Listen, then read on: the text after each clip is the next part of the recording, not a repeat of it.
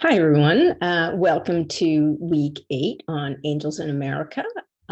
It's subtitled A Gay Fantasia on National Themes, and we are just going to look at part 1, Millennium Approaches. So I'm going to do a little screen share here so that you can see my PowerPoint.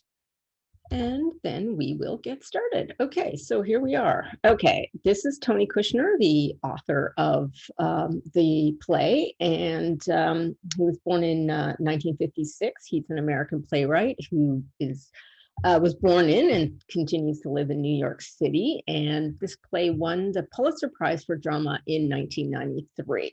Okay.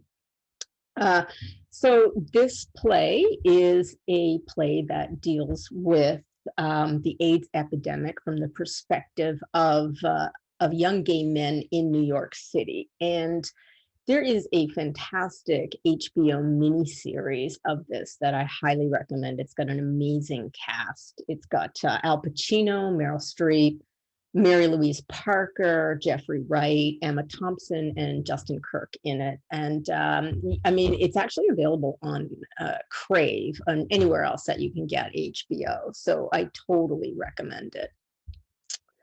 Okay, let's see, where are we?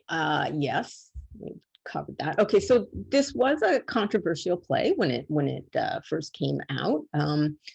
It depicts homosexuality and AIDS, and that inspired protests by various conservative and religious groups. For instance, there were protests outside of the theater for a 1996 production in Charlotte, North Carolina. And then that year, or the following year rather, the Arts and Science Council of North Carolina had their funding cut, which was a result of the protests. And there were protests in 1999 over a student production in Texas at Kilgore College. And then in retaliation for the production, the town's mayor and the town council pulled funding from the Texas Shakespeare Festival, as it was run by the same director of the college production of Angels in America. Okay. Okay, so a little bit about AIDS, just to start with.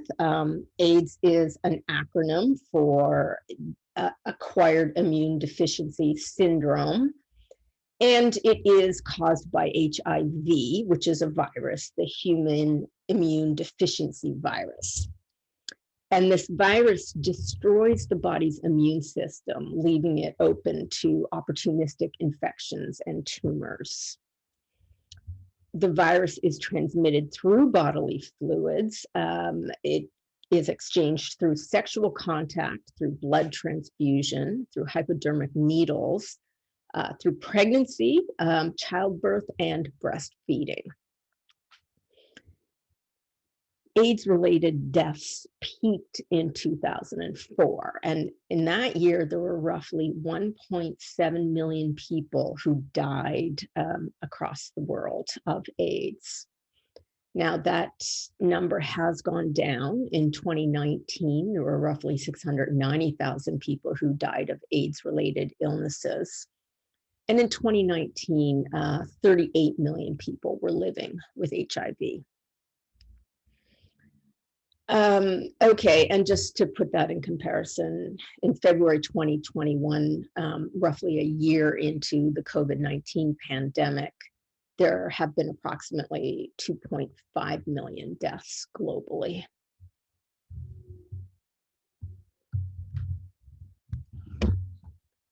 So in the early 1980s, Kaposi's sarcoma tumors or lesions were one of the first signs of the AIDS epidemic.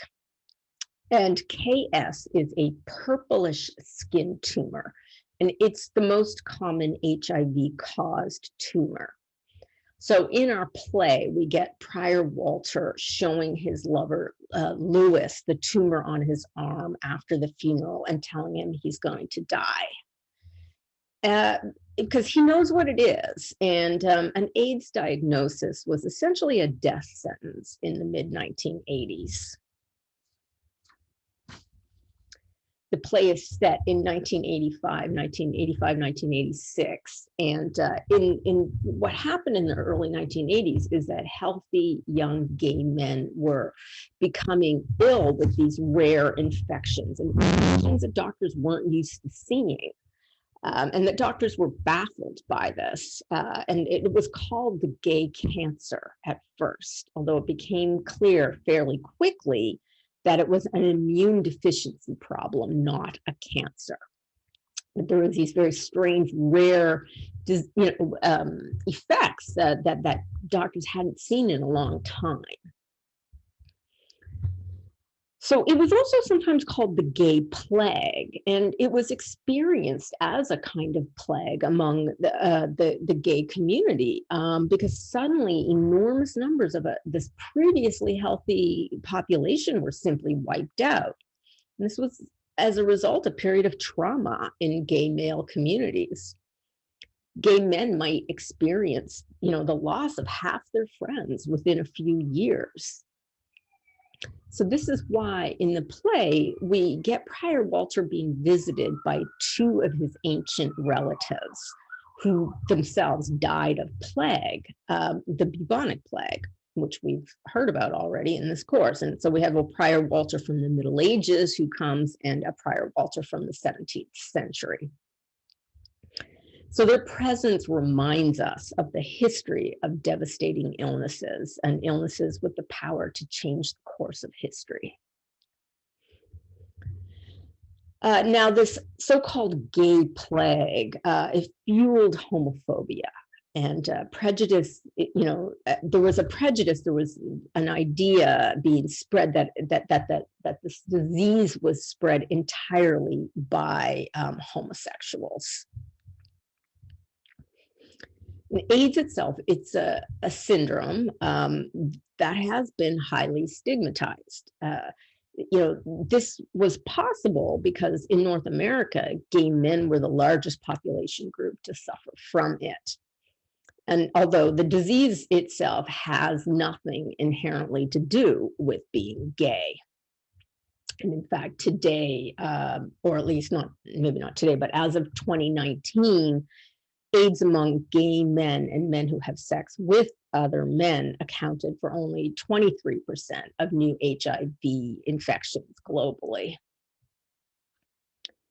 But the thing is that, locating an illness outside of the self onto another and representing it as a disease afflicting and caused by an other community makes that danger of that disease seem less threatening. It also allows for the stigmatization of the disease if it can be associated with a non-dominant group in a society. For a while in North America, in fact, people were being told that heterosexual transmission of the HIV virus was rare and unlikely. And this was completely ignoring what was happening in Africa at the time, where heterosexual transmission was, and still is, the main way in which HIV infection was spread.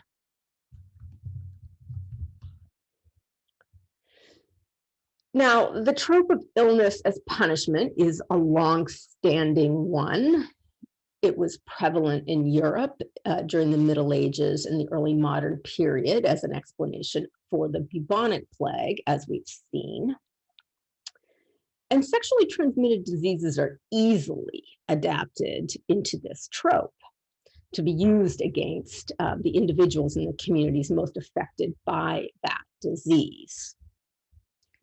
And then the disease becomes understood as a calamity one brings on oneself. And I'm quoting Susan Sontag there.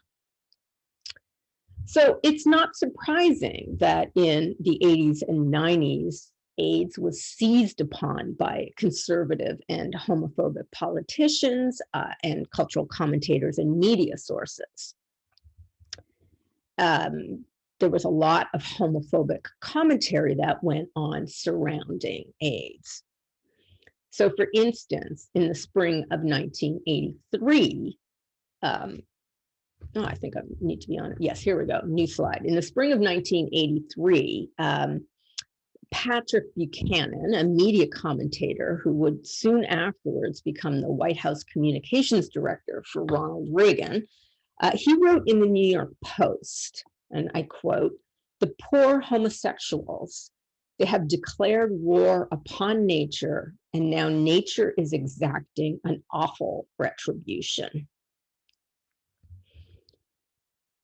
In 1986, the editor of the conservative magazine Commentary, Norman Podhoretz, he criticized expenditures that the government was making on vaccine research. And he said, "Are supporters aware that in the name of compassion, they are giving social sanction to what can only be described as brutish degradation?" Not long after that, the public intellectual and conservative writer William Buckley called it a fact that AIDS is the special curse of the homosexual. And he proposed that, quote, "Everyone detected with AIDS should be tattooed on the upper forearm to protect common needle users, and on the buttocks to prevent the victimization of other homosexuals." In 1988, US Senator Jesse Helms, who called homosexuals weak, morally sick wretches, proposed an amendment to an appropriations bill for the Department of Labor, Health and Human Services and Education. And that amendment prohibited the Federal Centers for Disease Control from funding AIDS programs that promoted, encouraged, or condoned homosexual behavior or activities.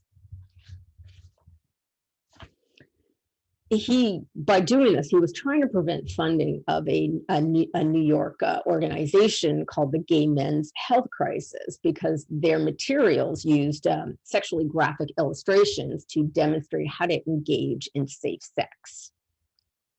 And Helms complained that these perpetuated the AIDS problem. This bill passed, by the way. Helms also said publicly that AIDS resulted from unnatural and disgusting homosexual behavior.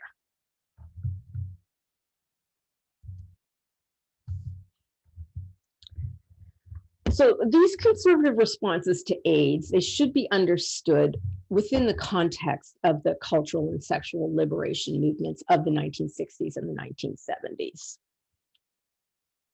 And the loosening up of sexual mores in the 60s and 70s, we need to understand that that was helped along by significant medical advancements at the time. One of them being the availability of birth control, and the other being the availability of cures for sexually transmitted diseases, primarily with antibiotics. You know, in the 1960s, antibiotics had been around for about 20 years. Penicillin was developed in the 1940s, and then many, many more antibiotics followed in the subsequent decades.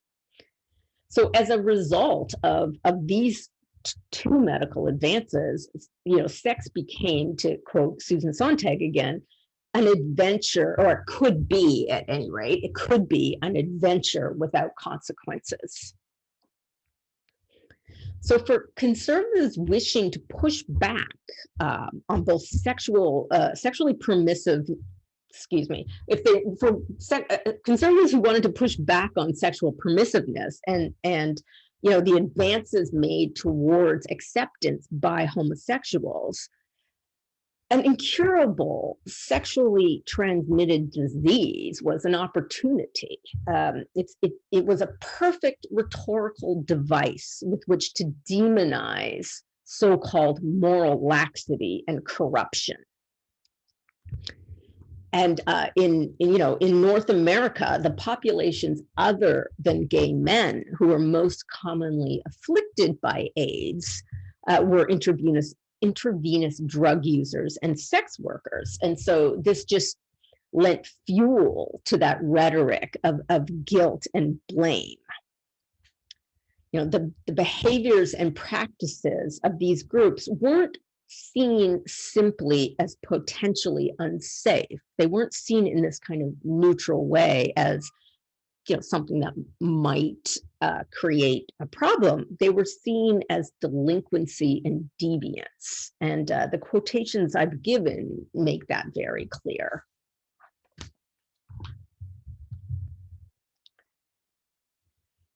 So in the 1980s, to have AIDS or even an HIV infection was pretty much a death warrant.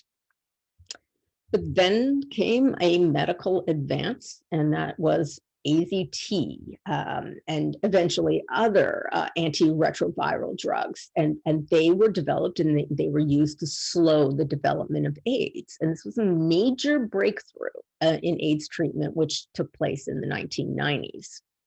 Although it actually, of course, started before that, because they started doing trial tests in the mid-80s on this drug. And AZT plays a significant role in Angels in America, especially in part 2, which you're not required to read for this, although I am going to talk about it a little bit. Okay, so that's a little bit of background about AIDS, but Angels in America isn't just a play about AIDS. And also, it's also not a play that attempts to call for tolerance or to sentimentalize. And Tony Kushner has been very clear about his intentions when he wrote the play. Of course, authorial intentions are not everything, but it is interesting to see what they had in mind and to listen to them. And Kushner says that this is not a play that is trying to explain the gay world to the straight world. It's a play that assumes the perspective of young male homosexuals in 1980s New York City. Okay, and it's about the worlds and the perspectives that intersect with that world. And Angels is set in the context of a lot of significant history. In fact, it's kind of a history play. It's set within the context of both the United States' national history and the US's relationship to international history. He wrote the play in the early 1990s, shortly after the fall of the Berlin Wall, which was 1989, but its setting is the 1980s, so it's set during the Cold War with the Soviet Union. And that's significant. So at this time, the US under Ronald Reagan and the UK under Margaret Thatcher were escalating the arms race against the Soviet Union.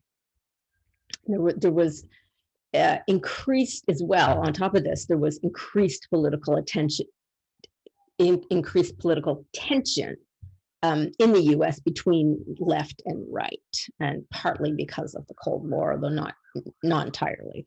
And we see that in the play in Lewis's disgust for right-wing lawyers. And then we also see it in the play in Joe Pitt's proud admission that he voted for Reagan not once, but twice. So it's actually, unfortunately, deeply sobering to reflect on how much greater the tension is between the political left and the political right now in the United States and also in Canada. And I don't think anyone could have seen that the political polarization could get even worse in the US, but it has. Okay, and then another issue, a historical issue that the play deals with and that the 1980s saw the beginning of was concerns about climate change. And we see that reflected primarily in Harper Pitt's deep anxiety about the hole in the ozone layer.